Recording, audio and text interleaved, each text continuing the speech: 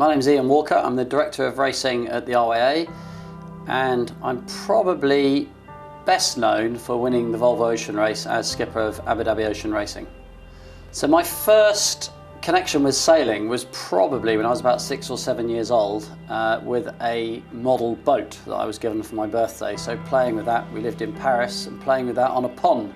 And then when we moved back to England aged 8, my parents bought a boat. Neither of my parents sailed, but they bought a little wooden mirror dinghy, which I sailed with my sister. So at Chipstead Sailing Club from the age of about 8. So for many years, Chipstead Sailing Club was all I knew in terms of sailing. I think I was probably 14 before I did my first bigger event. Went to my first European Championship in Holland. It was all a bit last minute. But I was really madly in love with sailing really through my teenage years. And I met somebody on a training weekend at Bow Beach called Bev Moss, who suggested I went into an RYA class of 420. So I started sailing 420s and then quickly made my way into the youth squad. And my dream was always to sail in the Olympic Games, and it was the 470 was my chosen boat. I first saw a 470 at Weir Wood Sailing Club when I was aged about 11, doing the winter series. So I was a helmsman at the time, sailed 470s, helmed 470s, but really I was always a bit too big. And my main rival was Johnny Merricks, who was he was the youth national champion the year I finished second. We raced against each other helming 470s. We both failed to qualify for the Olympics in 1992 in Barcelona, and then we teamed up together and raced together in 1996 in Atlanta. Well, being selected for the Olympics was kind of felt like all your dreams come true really. We'd worked really hard towards it. Of course, by then we were number one in the world, and so I guess we sort of expected it. But nevertheless, when you first see it written down and you first told the news, it feels rather special. But we wanted to make sure that we didn't just go to the Olympics. We wanted to try and be successful at the Olympics. Well, I've sailed in 2 Olympics, one where we were probably a rank outsider, and the first one in '96 where we were favourites. I mean, we'd barely been beaten in the 12 months prior to the Games. And for sure we were most people's favourites to win gold. In fact, we were a long way off gold in the end. The Ukrainians, who'd never beaten us before, won with a race to spare, and we had a very tight battle to hold on to the silver medal. So I don't think it's fair to say we were expecting it, but I think we were one of the favourites, and in fact that was one of the difficulties we had, was dealing with the pressure of being one of the favourites going into that Olympics. Fond memories of my Olympic career. I mean, Johnny and I had a pretty good rapport. I think we were known as jokers in the fleet. We enjoyed ourselves off the water as much as we did on the water. By today's standards, a lot of what we did was pretty loose. In the amount of miles we travelled, making your own sails, having to buy and sell equipment to make your way from one regatta to the next. We had a crazy incident at the Worlds in Brazil where we added the points up wrongly before the last race. We thought we'd won the Worlds with a race to spare, didn't finish the last race, and then realised that we'd added the points up wrong, ended up second in the Worlds. That was in February in Brazil. Prior to the Olympics, we used that as a lot of motivation carrying forward to the game. So, we had a lot of fun, a fair bit of mischief, but, we were a pretty determined duo, and we worked very hard for everything we had. And for a long period of time, we had a pretty strong edge. And sadly, Johnny was taken from us in '97, and so we never really got to see quite what our potential was, and certainly what his potential is in the wider sailing world. Well, we always used to say that there was 3 peaks in sailing. There was the Olympics, there was the America's Cup, and there was the Whitbread Round the World race that became the Volvo Ocean Race.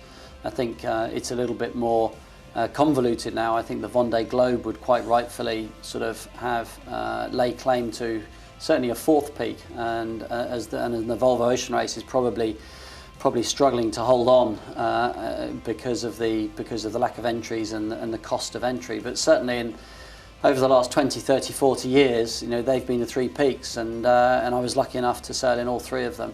The Volvo Ocean Race was a bit of a funny story, because I never really saw myself as an offshore sailor, never saw myself potentially doing the Whitbread Round the World race, but I did go out and watch the start. I did follow the race really closely. Some friends of mine did it. I always had one eye on it, but I really fell into it as part of a business deal, a kind of sponsorship deal, and ended up racing for Ireland as part of the Green Dragon team in 2007, 8, I think it was, or maybe it was 2008, 2009.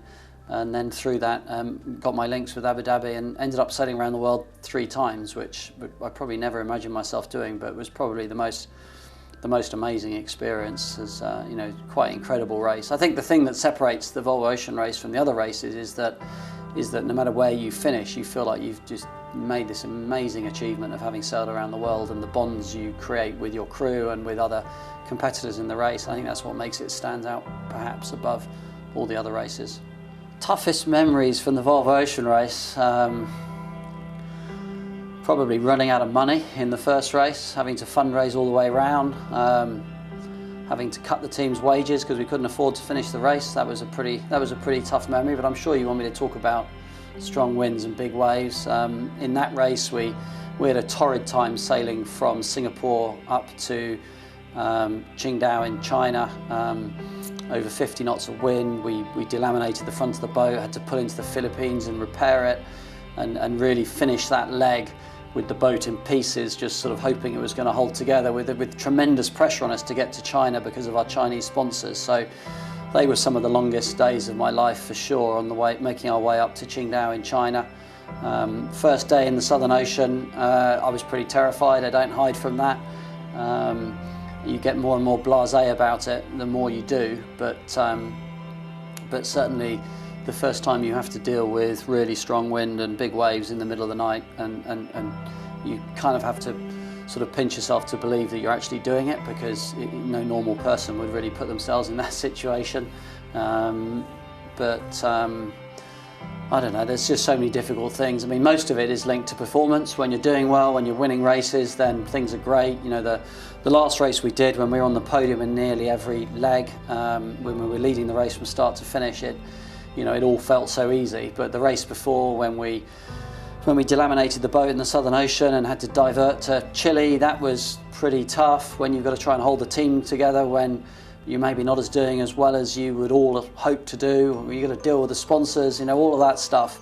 That's all really hard going, and sometimes you're just quite relieved to get on the water, and if it's 50 knots of wind, or if it's baking hot or freezing cold, it's sometimes still better to get out on the water and get away from everything else. So life aboard the Volvo Ocean Race boats. I mean, I've sailed 2 different boats. There was the Volvo 70s that we did our first race in, which were just amazing boats, huge amounts of power. I think we had 15 sails the first race I did. Really hard work, tacking, jibing, moving sails, really physical, lots of sail changes, really draining. Boats on the edge of the design limits at the time. You always have that feeling of being on edge, and always trying to push really, really hard. That was what made that race so challenging. It was also my first race, of course. Everything feels that much newer and bigger and harder. And the next 2 races were in, sorry, actually I got that wrong. First 2 races were in the Volvo 70s, but in my last race was in the Volvo 65s, which was totally different. A one design boat, much less power, sail with much more heel, fewer sails, fewer sail changes, and that was just different in a different way. That was different because of the pressure of the competition, the closeness of the racing, and the fact that the boats are actually quite easy to sail, that you end up just thrashing them really, really hard 24 hours a day. And I think that's the thing that is hard. Sailing the boats isn't that hard. In fact, the boats are quite easy, probably easier than the old days when you're running dead downwind, rocking side to side with the spinnaker pole squared back. We're sailing relatively comfortably most of the time. It's just the fact that you're pushing so hard and the pressure of the competition that makes it difficult. Winning the Volvo Ocean Race probably felt similar to standing on the Olympic podium, and it's just this tremendous feeling of relief. For me, it took 8 years to win the Volvo race, and a lot of challenges and disappointments along the way. You put a lot of energy into it, you make a lot of sacrifices in terms of your family and time at home, I mean, you are getting paid. There are lots of benefits. I'm not saying it's the hardest thing you can do in life, but it's just that feeling of relief, and it's the vindication for all the little decisions you've made, and the pressure, particularly when you're the skipper of the team, the pressure you feel throughout to deliver the performance, and then when you finally win, all that's lifted.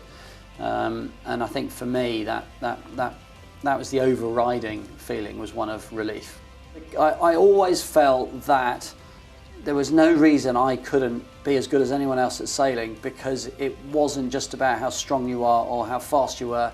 It was about your thoughts, your mind, your tactics, and you had to bring all those components together. So, you know, I clearly remember now timing myself, sailing around and around 3 buoys at my home sailing club, just trying to do it better and better and better, and wanting to make sure that I could do it better than anybody else. And it's that same kind of ambition that drove me in all different forms of sailing. And you know, some bits of it I got very good at, some bits of it I was nowhere near as good as other people.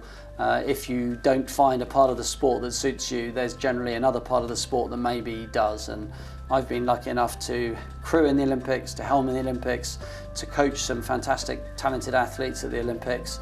I've sailed keel boats, I've sailed skiffs, I've sailed around the world, I've sailed around the harbour, and I'm still enjoying sailing today when I go out from my home sailing club in Warsash in an RS 400 or any other boat, or sailing with my daughter. So for me, that's the thing that makes the sport of sailing stand out above all other sports.